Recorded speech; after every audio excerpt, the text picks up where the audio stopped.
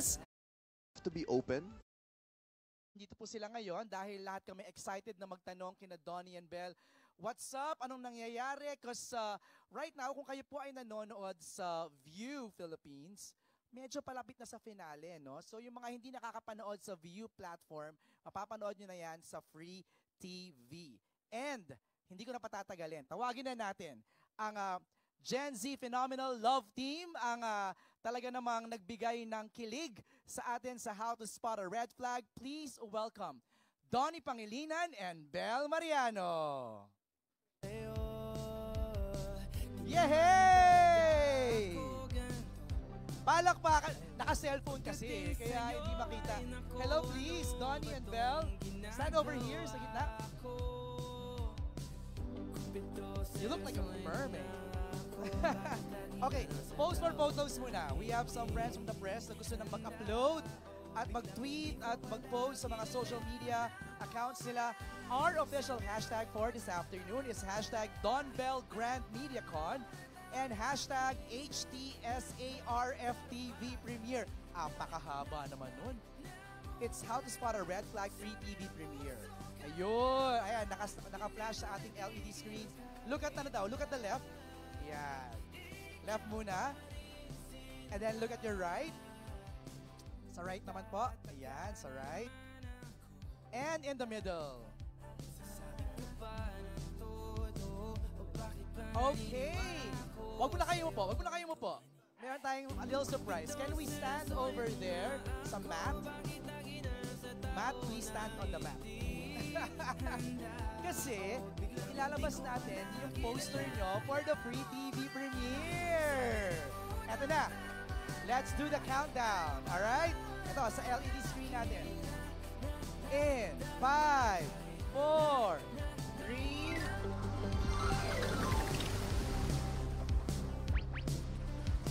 4.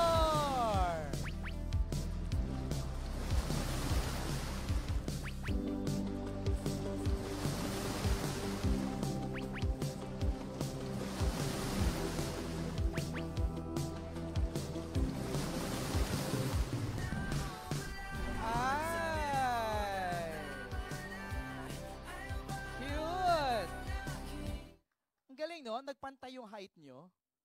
Nagganon no? Minsan lang.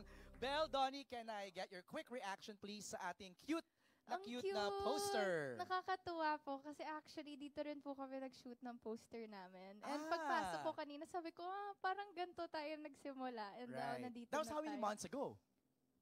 That was October. Oh, wow. About 4 months ago, yeah, no? A couple of months ago na. Po. Pero, ang galing nyo kasi, same shoot yun, pero ibang-iba yung poster. Sobrang ganda.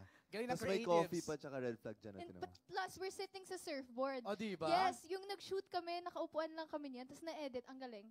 Diba? Congratulations, team. Oh, see, we're just getting started. Have a seat. Yes. Donnie and Belle, simulan na natin ang ating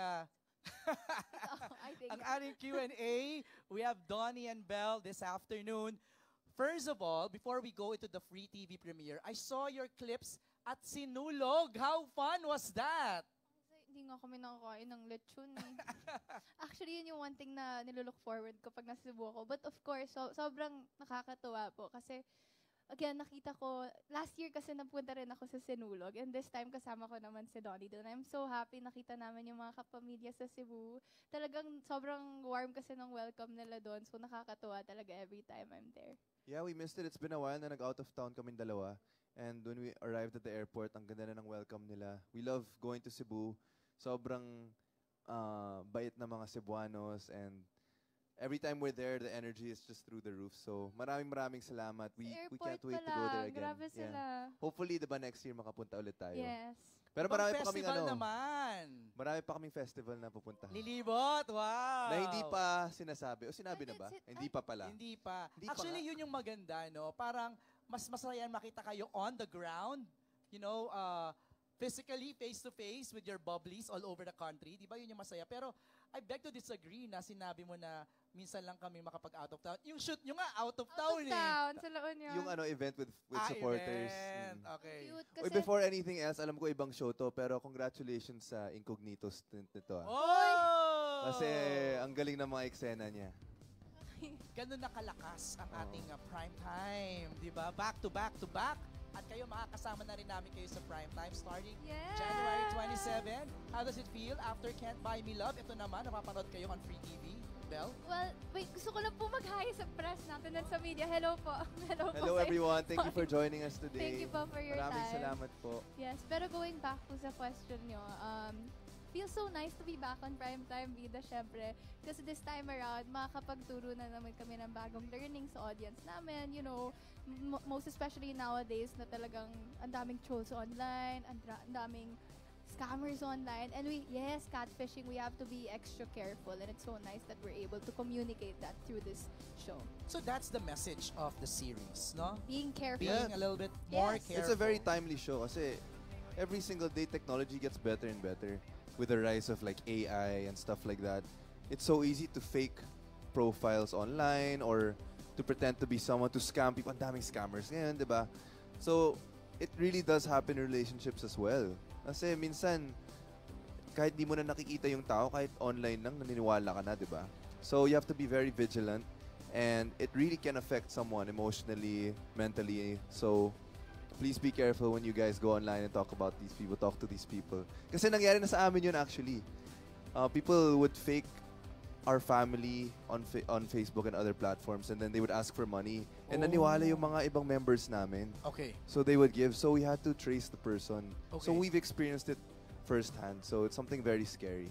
Yeah. So ang ganda, hindi lang kilig at tawanan ang hatid ng How to Spot a Red Flag, but also socially relevant. Yes. You know, reminding everybody about the perils of social media and deep fake and scamming. All right. Ang ating mga kasamahan sa press excited nang magtanong sa inyo, makakwentuhan, mag-catch up.